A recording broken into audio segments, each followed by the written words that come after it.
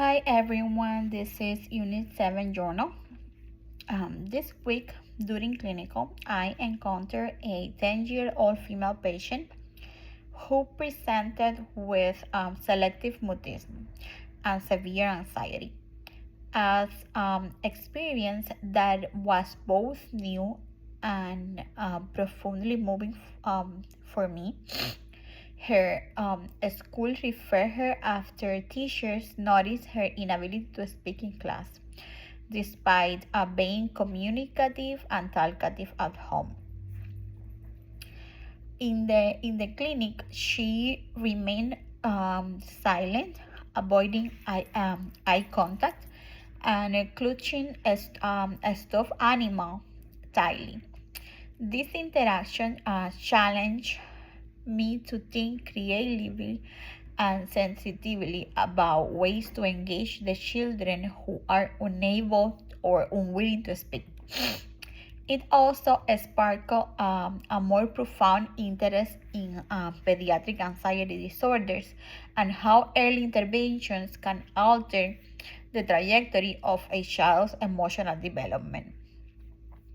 Working with these patients increased my understanding of the psychiatric mental health nurse practitioner role, particularly in this pediatric population where communication barriers may not be due to unwillingness but rather a symptom of a more profound psychological distress.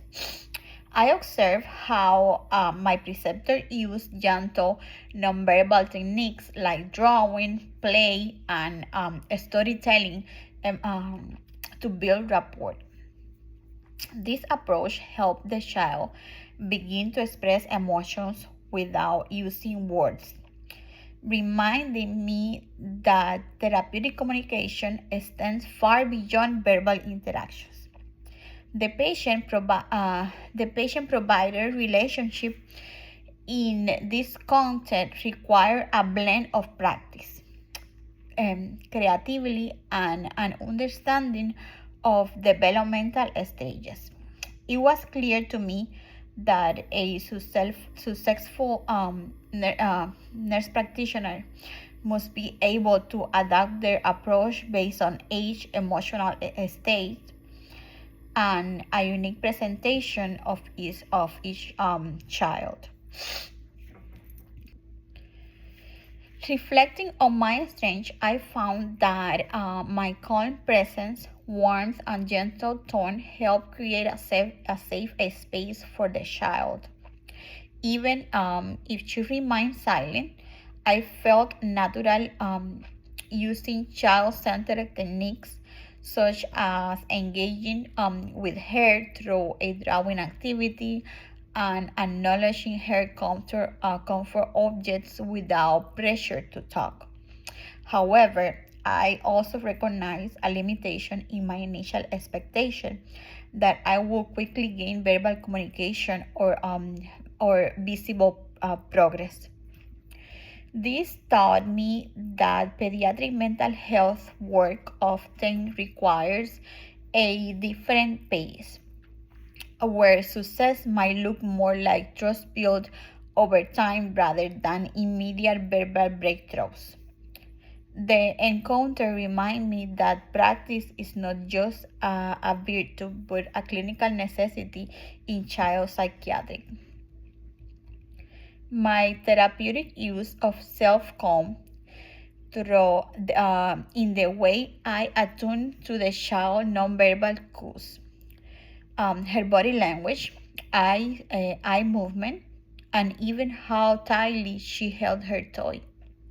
I focused on matching her energy level, respecting her silence, and using consistent eye contact and reassuring gestures.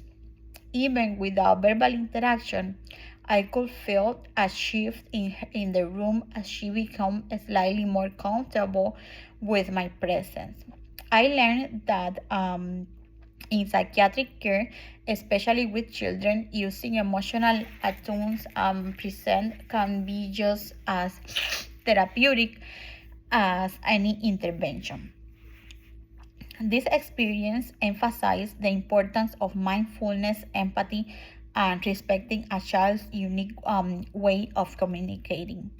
For this experience, I learned that effective psychiatric care for children involves meeting them where they are emotionally and developmentally.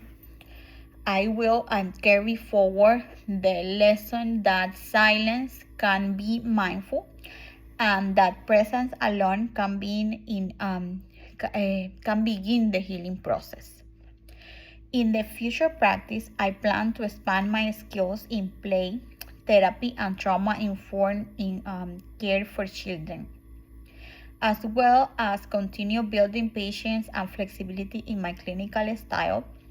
I also hope to collaborate more closely with families and schools to support children's mental health in all environments. This week's experience not only broadened my clinical knowledge but also deepened my confidence in forming therapeutic relationships with even the most vulnerable pediatric patients.